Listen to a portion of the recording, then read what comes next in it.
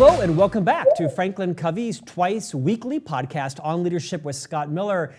I serve as your host on Tuesdays and Fridays, where for 6 years and nearly 500 episodes, I've had the privilege on behalf of the Franklin Covey Company to interview some of the world's most renowned luminaries. They come in all forms and fashions: entrepreneurs, Fortune 50 CEOs, celebrities, scientists, academics, researchers, elected officials, ambassadors, you name it. And the purpose of this podcast is to make you a better leader, formally and informally in your professional and personal life. Franklin Covey, of course, is known as the world's most trusted leadership firm, founded in part by Stephen Covey, the incomparably impactful author of the book, The 7 Habits of Highly Effective People. And each week we curate different guests that we think can invest in you to inspire greatness in what it is your mission in life is. Today, I am honored, no pun intended, to be interviewing the Honorable Judge Frank Caprio. You know him as the author of the new book, Compassion in the Court, and the star and host of the 4-time Emmy-nominated TV program, Caught in Providence. Joining me from very balmy and warm Miami, Judge Caprio, welcome to On Leadership. Thank you, Scott. Happy to be here. It's such an honor to have you, Frank. Let me tell you, my wife and I have 3 young sons. They are 10, 12, and 14 years old. And every morning during the week, I drive them to school. My wife picks them up. And the oldest son and the youngest son get dropped off first. And the middle son and I, he's 12, we have about 20 minutes every morning, including this morning. And we go to a little coffee shop called the Coffee Garden here in Salt Lake City. We have a cup of tea and like a pastry or some yogurt. And it's not a very healthy breakfast nutritionally, but it's very healthy relationally, because I get 20 minutes every day, Monday through Friday, with my middle son just to connect and talk about our days. This morning, he says, "Dad, what's your plan for the day?" I said, "Well, I actually have 2 podcast interviews." And he says, "Who are you interviewing?" And I had the book in my hand. I showed it to him. He said, "What? You're interviewing him?" He said, "That is so cool." Now listen, Judge, I've interviewed James Patterson, Matthew McConaughey, every celebrity, every CEO. He could not care less. Today, he was so fascinated because he sees you on his social media clips and he says, "Oh, he's the judge that is so nice." I said, "Yes." He says, "He's the one that sometimes calls the kids up and the kids to decide whether their parents get a ticket." I said, "Well, we'll talk about that." So it's an honor to be with you. Regardless, you're famous with my middle son out here in Salt Lake City. Judge Caprio, you have a new book coming out called Compassion in the Court, Life-Changing Stories from America's Nicest Judge. You've been a judge for a long time. You lead a very public life now as a result of your television program. I'm going to invite you to rewind some many decades. You have an interesting story. You weren't always known as the world's nicest judge, America's nicest judge. Rewind a couple of decades, Your Honor, and talk about your journey, because you've had a very deserved rise to prominence. Reorient your life to all of our guests and listeners, and then we'll dive into the book. Well, I have a very interesting early life, early childhood. You know, my dad was an immigrant from Italy, came from a working class neighborhood. Very few people graduated from college, my neighborhood. We were taught the old family values of honesty, integrity, decency, compassion, and those were hallmarks of how I grew up. My dad never really had a job that wasn't a menial job. You know, he worked WPA during the Depression, worked as a laborer, and finally got his big job as a milkman. And one of the things I remember so well is that my older brother, who was 2 years older than I, and myself, my dad would wake us up at 4 o'clock in the morning and say, "Okay, we have to go to work today." "What are you talking about, Dad?" "Oh, yeah, we have to go to work today." And on the milk truck, he'd say, "If you don't want to do this the rest of your life, you better stay in school, because education is the key." But that was part of my growing up process. everything was by example. You know, my father had this way of teaching us. You know, he could have talked until the cows came home, saying, you know, education is important, education is important. But when he waked us up at 4 o'clock in the morning and said, you don't want to do this the rest of your life, then the message got through. Judge, you are a beacon of light. You're a beacon of civility and kindness and gentleness in a pretty uncivilized world, and becoming less civilized, I think, is a fair assessment. I want to ask you the big question first. What do you think your legacy will be? What was that again, please? What will your legacy be? When you think back, when you've gone on to the next phase of life, like all of us will transition and die at some point, what will be your biggest legacy that you leave your family, the people who appeared in your court, the readers of your new book, the viewers of your TV program? What will be your legacy? My biggest legacy will be what my dad taught me, and that is to be kind and understanding and compassionate to people. That was a hallmark of my growing up process, and that all came from my family. Well served, well said. I think more parents should instill that in their children.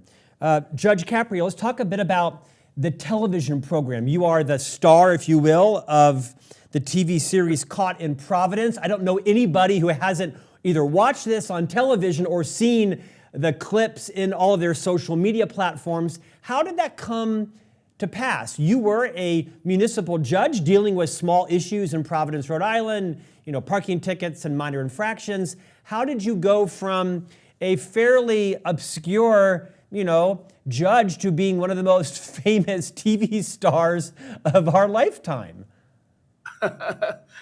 It always appears that in my life, everything revolves around the family unit. And I have a younger brother who wanted to be a videographer. And that's how it all started. And he was able to get time on a local access station. And he was trying to find things to film because he had 2 hours a week and he couldn't find things to film. And my wife suggested that maybe he should film my court proceedings. And that's how it all started. And we went from local access in a very small market to national television with over 20 million followers. In some ways, you are the antithesis of Judge Judy, right? Who I don't know her, and I'm sure she's a fine person. But in many ways, she built a big following with her very no-nonsense, curt, acerbic style. And you've done the same with an opposite style. Not to pit you against her, but as a comparison and contrast, why do you think her program did so well? And why do you think yours has also done so well? Well, we just appeal to different temperaments. Judge Judy is the gold standard. She's the leader, but she was hard-nosed, and people like that. My approach was, you have to understand, Judge Judy is that's not an actual court proceeding. That's a studio job, and so that's already predetermined what's going to happen. Whereas Court in Providence is an actual proceeding. They're not actors. We're in an actual courtroom. It's not a studio, and it's real life stories. And people who come before me, they don't get paid by the network. They're left to their own resources, and so I take all of that into consideration. I have an attitude of what I call compassionate justice. Compassionate justice. In other words, you can give the same set of circumstances, but a different person, I think you get a different result. Judge, do you think the vast majority of judges, whether they're appointed or elected, do you think they share the same mindset as you do, which is they want to show compassion, but either the defendant or the accused doesn't deserve it, doesn't rise to the occasion? What do you think is the mindset of most judges when they walk back into the courtroom tomorrow with a new docket of cases. They're probably pretty fatigued. I'm guessing they do this because they want to. They could get other jobs that pay more money. What's the mindset you think of most judges? And is that even a fair question? Well, I really think the judge's temperament is gauged by his life experiences. My temperament is gauged by my parents. My dad is an immigrant from Italy, came here, was a laborer most of his life. So that molded my temperament. Many judges don't have that background. They come from wealthy families. They have a different outlook. My attitude always has been, listen to the story. Listen, you can get the same offense, two different people, you get two different results.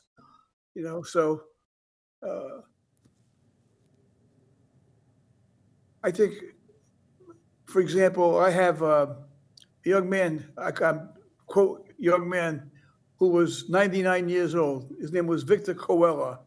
Came before the court one day, and he was charged with speeding. And I says, Mr. Coella, you're charged with speeding. And he says, I don't speed. I was taking my son for chemo treatment. His son was 67 years old. So Victor, we became very friendly with Victor. Unfortunately, he passed away at 102 years old. But we established a personal relationship with Victor and his family. And so many times I extended the relationships with people who came before my court, in addition to whatever the issue may have been before the court. So we became personally friendly with them. But the main thing is understanding, compassion. You can't have the same result for two different people if they have different circumstances in their life. And I subscribe to that. Judge, I know that for your career, you were not adjudicating over, serious criminal offenses, embezzlements and murders and manslaughters.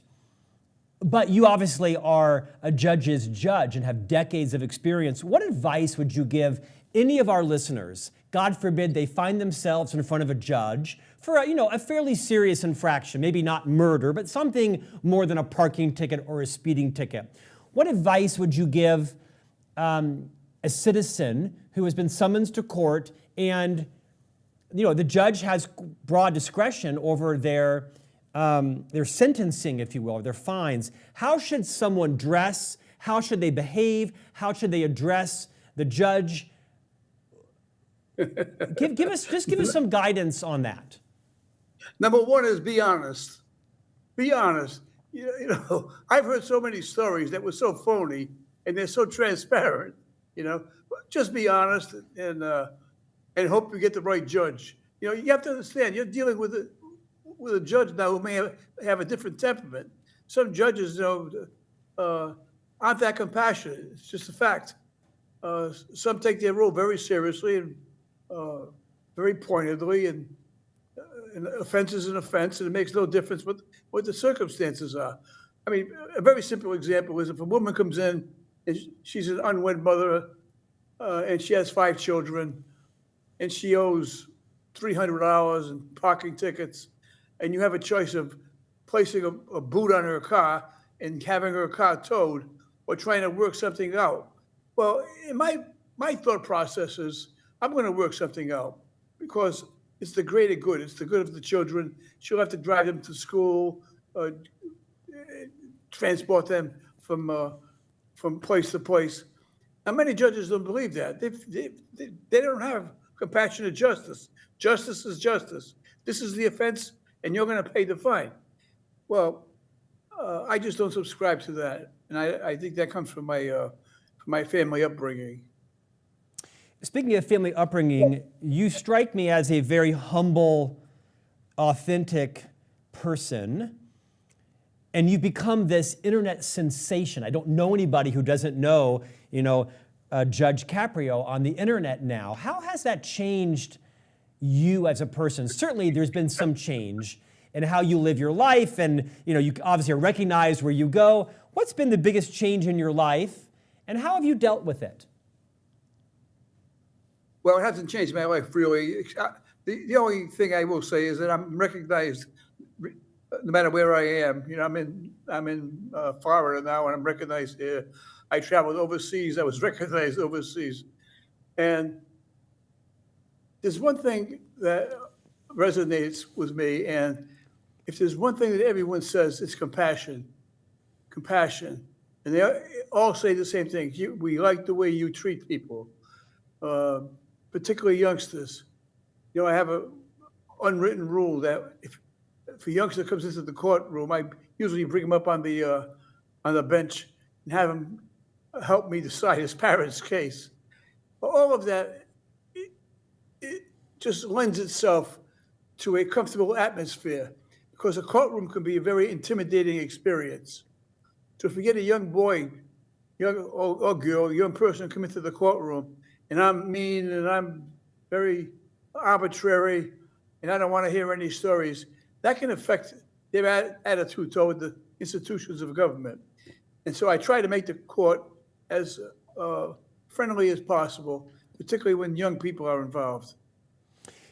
I find it very interesting, and this is not a political statement. Just recently, the U.S. inaugurated Donald Trump as the president again. And, whether you like or dislike this person, I don't think anybody would think of the word compassionate to describe Donald Trump. There's lots of other words, maybe perhaps pro and con, but I don't think anybody would put compassionate in the top 50 words to describe the new president.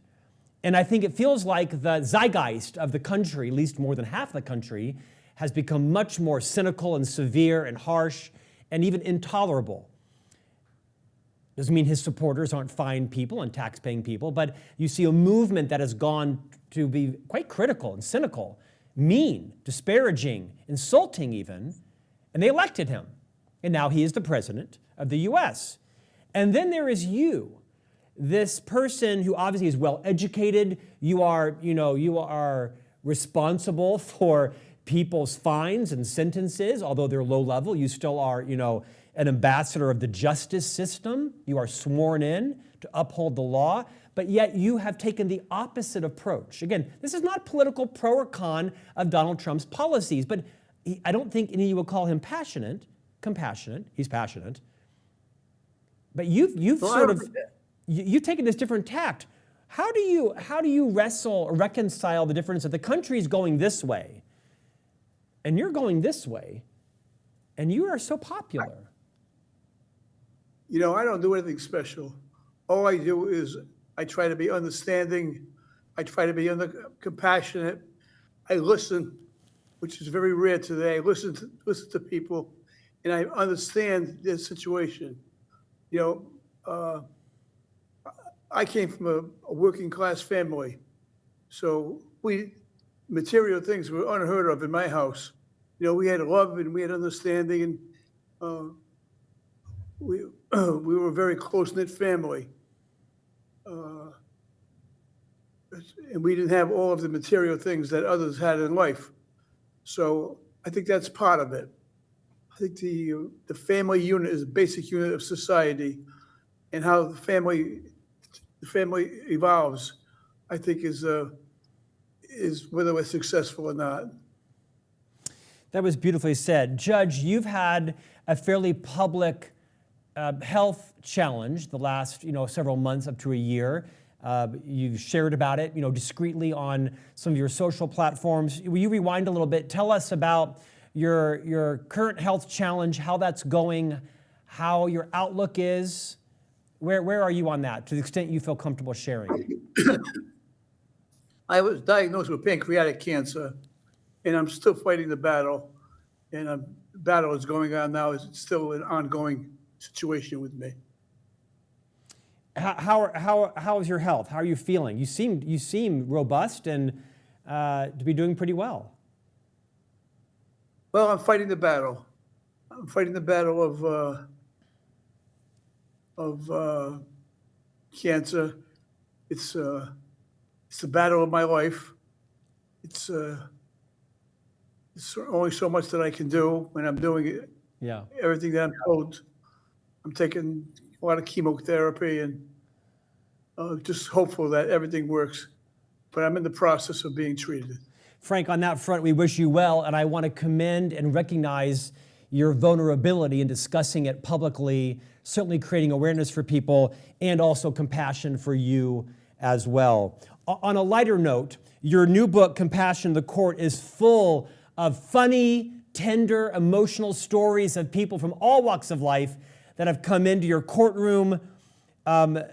Sometimes you were more compassionate than others based on, how they were manipulating you or such. Is there a particular story that represents what you think is the best of humanity that you'd like to share with us? Well, a gentleman came in and charged with speeding. I mentioned him earlier, Victor Coella, who was in his 80s at the time. And as a result of his coming in, we became very friendly with Victor Coella and actually helped him celebrate his 100th birthday. And so we've established relationships with some people. We've had other families that were not doing well financially, and we raised money for them. So we've had so many wonderful stories. One that I remember so well is a gentleman came in and he was charged with just a motor vehicle violation with some tickets, and he couldn't pay for them. And then he came back like 10 years later. And when he was with me the first time, I asked him, because he had an attitude, I said, what do you want to do in life? You want to go to jail? You want to be successful? And it sort of resonated with him. He came back 10 years later, and he showed me that he had a passport and that he had his own business, and he thanked me for it. He said, just asking me those questions, he said, changed my life. And so with situations like that, that really they resonate a great deal with me. Frank, the book really is a very tender read. I think anybody who reads this book will come out of it more grateful, more compassionate, more generous. You have so many stories of people that had really tough upbringings, right? Their house burned down. They were living in a hotel. They got a speeding ticket, right, rushing to pick up their grandmother who was dying. You have other stories of people that, grew up in boys' homes and didn't have, anywhere near the upbringing that perhaps you or I had. What do you hope is the experience that the millions of people, hopefully, that buy your book in the coming months and years, what do you hope the impact is that your book will have on its reader? I would hope that I would hope the impact that my book has is that people understand the plight of another, to place themselves in the situation of the person that they're talking to. Being a judge really is a great responsibility. I always try to place myself in the shoes of the person that was before me, taking into consideration their background, their trials, their tribulations. It's very simple to say, listen, this is the law and this is what I'm going to do. And I think the word compassion really encompasses it all, that I really do feel compassion and understanding. My father was a milkman, and I indicated he'd have us go work with him on the truck. And we'd have to collect for the milk on the weekends. And so many times people just didn't have the money. And my dad always supported them. He was ordered by the company that if they didn't pay the bill to stop the milk, he never would stop the milk, particularly if they had children. So I mentioned that because it was lessons like that I learned in the home from my parents that have molded my understanding and my temperament before the court. And so I always tried to place myself in the position of the person who was before me, trying to show them compassion and understanding. Compassion and understanding. It's rare, unfortunately, in today's society. It's rare, but it's very present in this room today. I'm going to end our conversation and pay you a compliment. One of my heroes, as corny as it sounds, is former President George H.W. Bush, the first Bush, the father. He was a hero of mine. I think he's a man of unimpeachable integrity, extraordinarily gracious and well-educated, a global diplomat and citizen. I'm a big fan of the first President George H.W. Bush. And in his administration, he had this phrase he was kind of mocked for called 1,000 points of light. And this phrase became a little bit common across America. And he referred to the 1,000 points of light. It might have even been in his inauguration speech, but it was about people that were adding value, energy infusers, volunteers, people that were sacrificing, helping others. And sir, I think you are the very personification of former President Bush's definition of the 1,000 points of light. Your legacy is going to be not just compassion, but humility and humanity, kindness, a high standard. And I love the book. It's funny, it's engaging, it's light, and you cannot help but read this book and be a little more tolerant, a little more sensitive, a little more grateful for all the opportunities that you do have. And I wish you the best of success. The book is Compassion in the Court, Life-Changing Stories from America's Nicest Judge, Judge Frank Caprio, who also serves as the star of the 4-time Emmy-nominated television program Caught in Providence, and one of the biggest internet social media superstars of the current generation. We wish you well, we wish you great health, and thank you so much for your time today, sir. Your contribution will be bigger than I think you even know. Thank you. I'm deeply honored. Thank you, sir. And we'll see you back here next week for a new conversation on leadership.